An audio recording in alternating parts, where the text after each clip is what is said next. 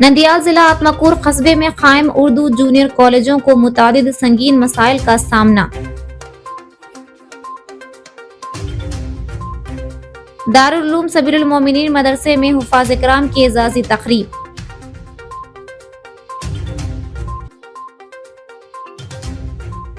مختلف صلاحیتوں کے حامل افراد کو ہر طرح کا تعاون فراہم کریں گے، نندیال ضلع کلکٹر جی راج کماری۔ روس میں پھنسے ہندوستانی شہری محمد احمد بحفاظت حیدرآباد واپس۔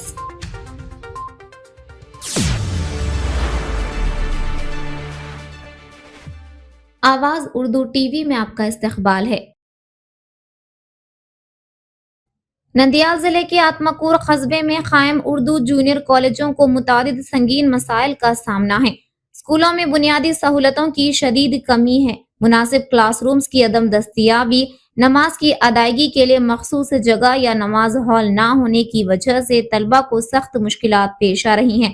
یہ تمام مسائل وہاں کے طلبہ نے آواز T V Urdu news channel سے مخاطب کرتے ہوئے بیان کیے۔ طلبہ کا کہنا ہے کہ ان مشکلات کو فوری طور پر حکومت اور اقلیتی کارپوریشن کے نوٹس میں لایا جائے تاکہ مناسب اقدامات کیے جا سکیں۔ آتمکور مسلم مائنورٹی کمیٹی اور مقامی مسلم برادری سے بھی اپیل کی گئی ہے کہ وہ آگے بڑھ کر اردو جونیئر کالج کے طلبہ کے لیے مطلوبہ سہولتوں کی فراہمی اور ان کے مسائل کے حل میں تعاون کریں۔ السلام علیکم، میرا نام مومن ثانیہ ہے۔ میں government junior college Atmakur HEC Urdu medium پڑھ رہی ہوں۔ ہمارا کہنا یہ ہے کہ ہم ہمارے رومز کو دیکھیے آپ، اس طرح ہمارے رومز ریکھا ہیں، سب ڈیمیج ہو گئے ہیں۔ اس لیے جب بھی بارش پڑتی ہے وہ پانی ہمارے روم میں آ جاتا ہے، اس لیے ہم کو بہت تکلیف ہوتی ہے۔ اس لیے اب حکومت کی طرف سے ہم کو تھوڑی مدد کرو۔ ماں باپ آ کر اس رومز کو دیکھ کر ایڈمیشن پیچھے لے کے جا رہے ہیں۔ مائنارٹی کی طرف سے ہمارے کو تھوڑا مدد کریے، اور یہاں نماز پڑھنے کے لیے بھی ہمارے کو بہت تکلیف ہو رہی ہے، اس لیے ہمیں نماز کے لیے بھی سہولت چاہیے۔ گورنمنٹ کی طرف سے تھوڑا مدد کیجیے۔ ٹاؤن کے جو بھی مسلمان ہیں انہوں سب جنے مدد کرتی ہوں بول کے میں چاہتی ہوں۔ یہ فوزیہ کریم فاؤنڈیشن سے یہ رومز چل رہے ہیں۔ کریم سار کی مدد سے بکس، بیگس، 1000 روپے اسکالرشپ اور میڈمس کو سیلری بھی کریم سار ہی دیتے ہیں، گورنمنٹ کی طرف سے کچھ نہیں، اس لیے گورنمنٹ والے ہمارے کو مدد کرتی ہیں بول کو ہمیں چاہتی ہیں۔ نندیال مستقر کے بوملا 17 علاقے میں واقع دارالعلوم سبیل المومنین مدرسہ میں حفاظ کرام کی اعزازی تقریب نہایت شاندار انداز میں منعقد کی گئی۔ اس تقریب کی صدارت نندیال ضلع ائمہ ایسوسی ایشن کے صدر امجد بادشاہ صدیقی نے کی، جبکہ گجرات سے تشریف لائے معروف عالم دین مولانا محمد صلاح الدین نے مہمان خصوصی کی حیثیت سے شرکت کی۔ اس موقع پر مدرسہ میں قرآن پاک حفظ کرنے والے طلبہ کو خصوصی طور پر اسناد اور اعزازات پیش کیے گئے۔ مہمان خصوصی نے اپنے خطاب میں مدرسے کے پرنسپل مولانا محبوب بادشاہ رشادی کی خدمات کو سراہتے ہوئے کہا کہ ادارہ دینی تعلیم کی فروغ میں اہم کردار ادا کر رہا ہے۔ تقریب میں مفتی رفیع سمیت دیگر علماء و معززین نے بھی شرکت کی۔ تو ایمان نام ہے دل کی کیفیت کا، اور اسلام نام ہے پیر کے ناخن سے لے کے سر کے بال تک، لائف اسٹائل کا، طرز حیات کا، طرز زندگی کا، اس کا نام اسلام۔ بہرحال اللہ پاک ہمیں کامل مومن بھی بنائے اور کامل مسلمان بھی بنائے۔ ایسے اخلاق، ہمارے اخلاق کو دیکھ کر لوگ دین پر آ جائیں، ہمارے اخلاق کو دیکھ کر لوگ دین سے محبت کرنے والے بنے، تانا دینے والے نہ بنے۔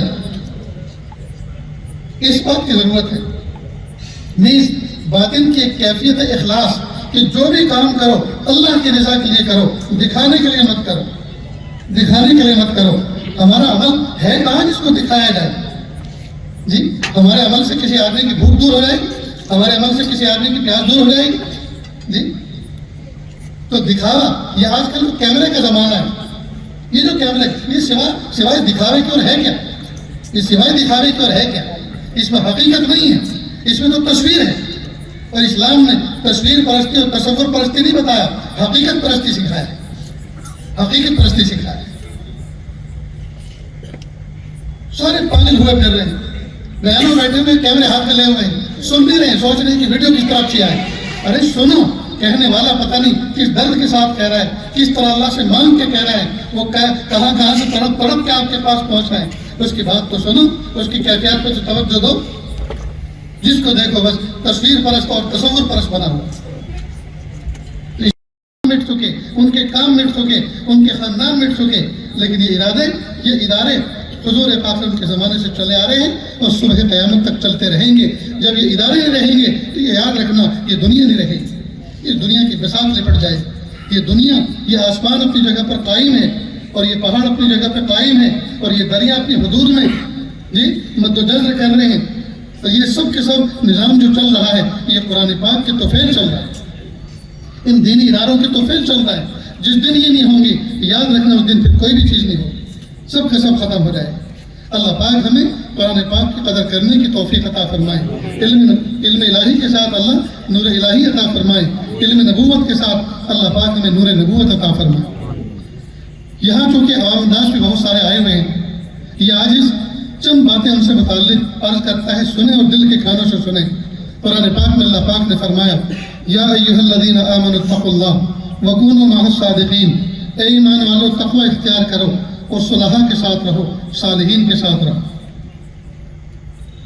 یاد رکھنا پہلے باطن بنتا ہے پھر ظاہر بنتا ہے۔ اگر کوئی نوجوان بچہ ہاتھ میں کڑا پہنے گھوم رہا ہے، جسم پہ ٹیٹو بنا رکھے ہیں اور لوفر قسم کے لوگوں کے مشابہ بال کٹوا رکھے ہیں، بال بنوا رکھے ہیں انگریزی سٹائل میں، اور جنس پینٹ پہن رکھی ہے وہ بھی پھٹی ہوئی، جنس پینٹ پہن رکھی ہے وہ بھی پتہ نہیں کہاں سے پھٹی ہوئی، اور اس طرح سے حیولہ بن کے پھر رہا ہے۔ یہ علامت ہے اس بات کی، اس نے جن کی نقل ماری ہے پہلے اس کا باطن ان کے جیسا بن چکا، تب جا کے ظاہر ان کے جیسا بنا ہے۔ یہ جس کی نقل کر رہا ہے، یہ جن کو فالو کر رہا ہے، پہلے اس کا باطن ان کے جیسا بن چکا، تب جا کے اس کا ظاہر ان کے جیسا بنا۔ لہذا جو آدمی جس سے محبت کرتا ہے اس کے تن بدن پر اس کی محبت کے اثرات ظاہر ہوتے ہیں۔ اگر کوئی کسی کرکٹر سے محبت کرتا ہے تو دیکھا گیا ہے وہ کرکٹر جس نمبر کا جس فگر کا ٹی شرٹ پہن کے میدان میں اترتا ہے، یہ محبت کرنے والا بھی اسی نمبر کا ٹی شرٹ پہنتا ہے اور بستی میں گھومتا پھرتا ہے، اسی انداز کے بال بنواتا ہے، اسی انداز کی بالنگ اور بیٹنگ کرتا ہے، یہاں تک کہ اپنے علاقے میں اسی کے نام سے مشہور ہو جاتا ہے کہ نہیں؟ تو جو آدمی جس سے محبت کرتا ہے تو اپنے محبوب کے اثرات اس کے اندر منتقل ہوتے ہیں۔ ہمیں دعویٰ ہے اس بات کا، ہمیں حضور سے محبت ہے، لیکن نہ ہمارے گال حضور جیسے، نہ ہمارے بال حضور جیسے، نہ ہمارے انداز حضور جیسے، نہ ہمارے اخلاق حضور جیسے، نہ نشست و برخاست حضور جیسی، نہ ہمارا بہیو اور برتاؤ حضور جیسا۔ ہم بلا اس محبت میں کیسے سچے ثابت ہو سکتے ہیں؟ ایک آدمی ٹیٹو بنوانے کے لیے کسی دکان پر گیا، اور یاد رکھنا یہ ٹیٹو بنانا جائز نہیں، اور کمر کا کپڑا اٹھا کر دکان والے سے کہا کہ میرے کمر کے اوپر لائن بنا دو، شیر بنا دو۔ اب اس نے مشین چالو کی، اس نے کہا بہت تکلیف ہو رہی، ٹھہرو رکو، کیا کر رہے ہو؟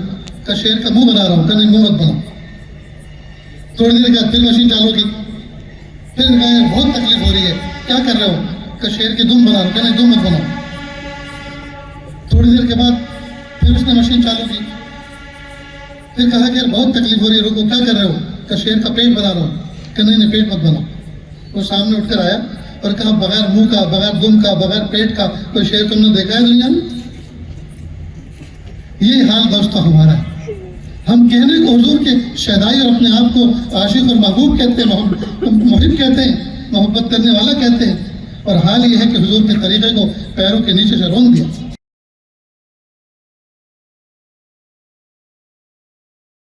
نندیال ضلع کلکٹر جی راج کماری نے آج کلکٹریٹ کے پی جی آر ایس ہال میں 66ویں بین الاقوامی یوم معذورین کے موقع پر منعقدہ تقریب میں بطور مہمان خصوصی کی حیثیت سے شرکت کرتے ہوئے اپنی مخاطبت میں کہا کہ مختلف صلاحیتوں کے حامل افراد سماجی، معاشی اور سیاسی میدانوں میں نمایاں مقام حاصل کریں۔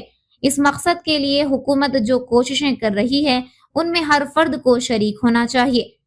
اس موقع پر مختلف صلاحیتوں کے حامل افراد کی فلاح و بہبود کمیٹی کے چیئرمین گٹوپتی نارائنا سوامی، متحدہ ضلع معذورین فلاح officer Raees Fatima, D R D A P D Sridhar ready, सिडकूर CEO Venugopal, जिला एम्प्लॉयमेंट ऑफिसर कल्याणी, जिला skill development officer Shrikant Reddy समेत दीगर ओहदेदारान ने शिरकत की। इस मौके पर जिला कलेक्टर जी राजकुमारी ने कहा कि आम शहरी और माजूर अफराद के दरमियान कोई तफरीक नहीं, हर शख्स को एकसा मौके फराहम करना ही रियासती हुकूमत का मकसद है।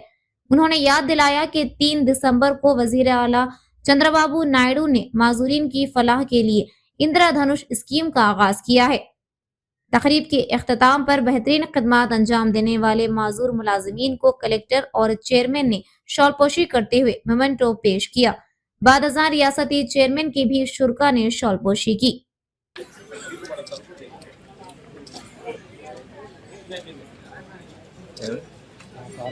సేవా Samiti Shri N Sudhakar state president APDA కి ఏ పని అన్నా మనకి village secretariat and ward secretariat కి వెళ్ళాలి. అక్కడ ఫంక్షనరీస్ ఇమీడియట్ గా మీకు సపోర్ట్ ఇచ్చేటట్టు అప్లికేషన్ ని అప్లోడ్ చేసేటట్టు, అలాగే సర్వేస్ ఉన్నాయి, నేను కాదు అనట్లేదు. సర్వేస్ కి ఎగ్జామ్షన్ ఇవ్వమని అడిగారు, ఖచ్చితంగా ఇది కన్సిడరేషన్ లోకి మేము తీసుకోవడం అనేది జరుగుతుంది.